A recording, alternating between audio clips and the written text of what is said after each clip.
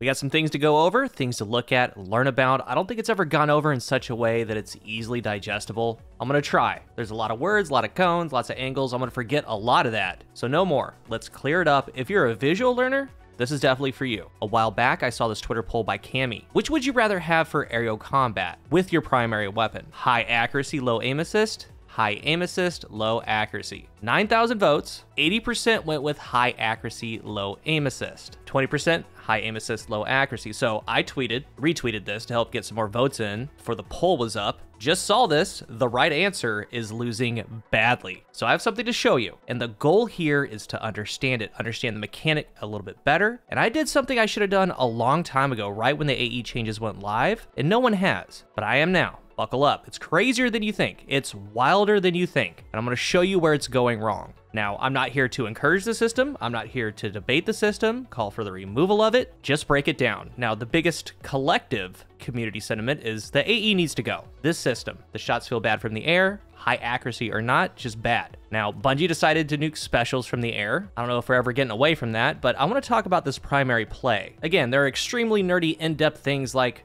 adding range to the range stat, adding accuracy, there's cone angles, cone error angles, and so on. All that matters, they do. But there are two things that are very important to know for this video. We're gonna go from there. I'm gonna show you the in-game mechanic for them all. First thing, aim assist while airborne. The term aim assist has two parts. Aim assist, which is your bullet bending, bullet magnetism angle. If a target falls inside the cone, your projectile will aim at the target before the effects of the accuracy cone. One more time. If a target falls inside the cone, your projectile will aim at the target before the effects of the accuracy cone. Applies equally to M&K and controller. And for controller, we have reticle friction and adhesion. That's the slowdown. You can pull your aim on the target a little bit if they move while you're aiming. Another big thing with this system, both angles are halved while airborne. So your aim assist cone, accuracy cone are halved. If they were a nickel before, they're a dime now. The second thing, and we're gonna walk all through this, with little to no investment up to 30 AE, a character will have a smaller accuracy penalty than retail, but significantly lower aim assist. Minimal, 31 to 50. You're gonna have around the same in-air accuracy as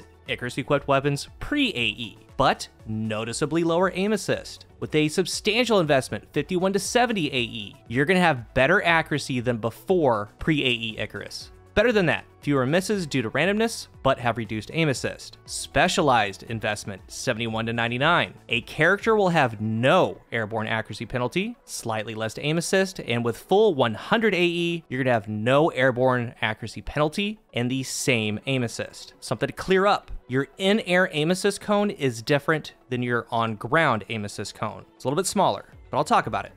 Here we go. In this game, the aim assist cone is the engine. It's like a neuron firing a signal. Communicate with the synapse. Information flows from one neuron to another. It gets to one, sends the information. Remember, the aim assist, bullet bend, magnetism. If a target falls inside the aim assist cone, your projectile, your bullet, will aim at the target before the effects of the accuracy cone. So think about that as I go through this. A lot of you know this. If not, the circle is the aim assist cone. The more aim assist added or the more range, this cone will actually grow larger. The X is the accuracy cone. When you shoot, it blooms out. When you add accuracy, the X tightens. Like opening shot right here. You fire the shot. When opening shot is active again, giving a bonus period of accuracy on the opening shot of attack, the X tightens back up. Pretty cool. So with what we're doing here, you can only do this and see this on console with the controller. 55 field of view, which is the lowest field of view. And with what we're seeing, it translates to M&K as well, but for a mouse. Same, but different. Remember, M&K has a lot of aim assist as well. More, actually. So this is pre-AE. On the left is enhanced targeting with Icarus. The middle is just targeting with Icarus. And the right is base. This is an Austringer. Nothing is on it. This is just the gun from the air. We see the circle in the middle. That is the aim assist cone. The X, that is the accuracy cone. That was before, so this rose has 35 airborne. It's got an Icarus grip on. Jump in the air. Uh-oh. Let's remember what we saw before with that Austringer. Where did the aim assist cone go? And looking on the chart, minimal investment, 31 to 50. We're at 35. This is about the same as pre-airborne Icarus, but with noticeably less aim assist. So the cone isn't there. You can't see it because it's halved of where it was right here. So let's add on plus 15 AE. This is from the artifact mod. It gets to 50 AE, and 50 AE is on the threshold to the next level of 51 to 70. That's that substantial investment. Jump in the air, and there it is. There's that little guy. I knew he was there. So a way to think about it, out of the gate, the aim assist cone and accuracy cone were halved. Picture it, the aim assist cone, accuracy are halved from the ground. So you're in the air, they halve. At 50 AE, the aim assist cone is now half of what the pre-AE aim assist cone was. And keep in mind, this is 55 field of view and you're just now seeing that aim assist cone. When you zoom out to max field of view, that cone is less than like the dot on the hand cannon reticle. That's what you're working with. And what you need to understand is that we have this teeny tiny aim assist cone, and then we have the better accuracy cone. Oh, I want high accuracy. That's a no-brainer, obviously. I want the bullets to go where I shoot and yada, yada, yada. Well, it's gonna be a random event within the accuracy cone, period. Okay? A bullet can go anywhere inside this X. But remember, the aim assist bullet bend magnetism, if a target falls inside this cone, so this little guy right here, the projectile, your bullet, will aim at the target before the effects of the accuracy cone. So yes, you could have extremely good accuracy, yes, but you're working with this little guy right here. Moving on, let's move to 60 airborne. In this level, you're gonna have better accuracy than weapons that had Icarus. Few misses due to randomness, but reduced aim assist. And as we see, the aim assist cone is getting larger. And right here is better than pre-airborne Icarus as far as accuracy. Let's move on to 80. This is that specialized. You're gonna have no airborne accuracy penalty, very slightly less aim assist. This is getting close to 100. The aim assist cone is growing a little bit more, and the accuracy cone is in its final resting place. Let's move on to 100. We have heat rises plus 70. And just like they said, you have no airborne accuracy penalty. It is literally 1-to-1. That X, before it moved, no matter what you did. When you jump, it doesn't move. It is 1-to-1. And the aim assist cone is pre-airborne effective system, airborne aim assist, if that makes sense. That circle, that aim assist cone, just actually goes inside of the accuracy cone. It's ready to go. But just like they said, at 100, it is actually a better system as far as airborne effectiveness.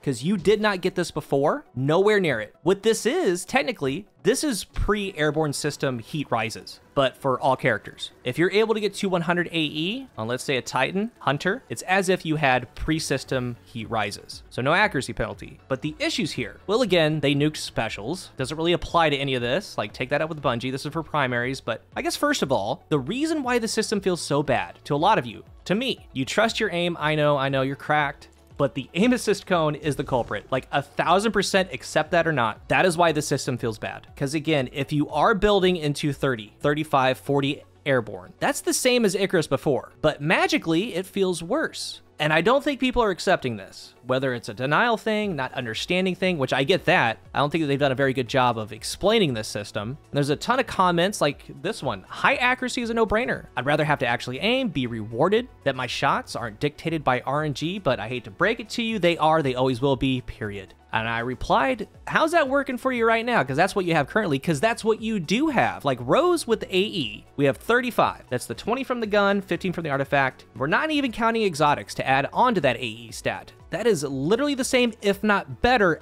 accuracy-wise than pre-nerf Icarus. Like, this is what we've always had. And we loved Icarus on hand cannons, but why now? How is something that is technically the same, if not slightly better, on the accuracy front feel so much worse and less reliable? I told you why, and I've shown you why. So the personal notes here, I feel that every AE stat in the game needs to go up in bunches, so a player can actually build into it. Building into 100 AE or even 70 is like, okay, I want to have airborne gameplay, so you know what? I have to use something like Malfeasance. It has extended mag, that's going to help. Total, it has 63 airborne. Okay, maybe add on Ophidians, that's 73. We have the airborne helmet mod, that brings it to 88. I don't like that. Like, I want to build into it, incorporating what I want to run. And if there's a penalty, that's okay. Like, I don't want to be forced into it. Like, Cammy right now is running an Astrocyte Verse on a Dawnblade. That's where we're at. I also feel that every AE stat that's heavily penalized, like Stompies, that kind of needs to be changed, because Stompies are at negative 50 AE. That's too big of a hole to climb out of. And if Bungie wants players to climb out of a hole with those, that's fine, but like not 50. Maybe negative 15, negative 20. And I say this because we've established that right now, like this Rose with 30, 35, 40 AE doesn't feel too great, isn't that reliable. And like I said, when looking at the mechanics, the aim assist cone doesn't even show up until you hit 50 AE on 55 field of view. That is way zoomed in on it. So there needs to be a little bit more ways to gain airborne effectiveness. Like perks that they're doing are fine. Like Air Assault, those changes. There's a new float perk that's really good. I'm going to cover it in an upcoming video. The artifact mod this season, like, just make that permanent. Make them stackable. 4, 5 energy per mod, adds plus 15. You get plus 30 AE for 8 or 10 energy. Like, that will make a player build craft and min-max their stats. Because if this system is as drastic as I've shown, like, I was kind of just working through it all. From 0 to 30, 30 to 50, and so on.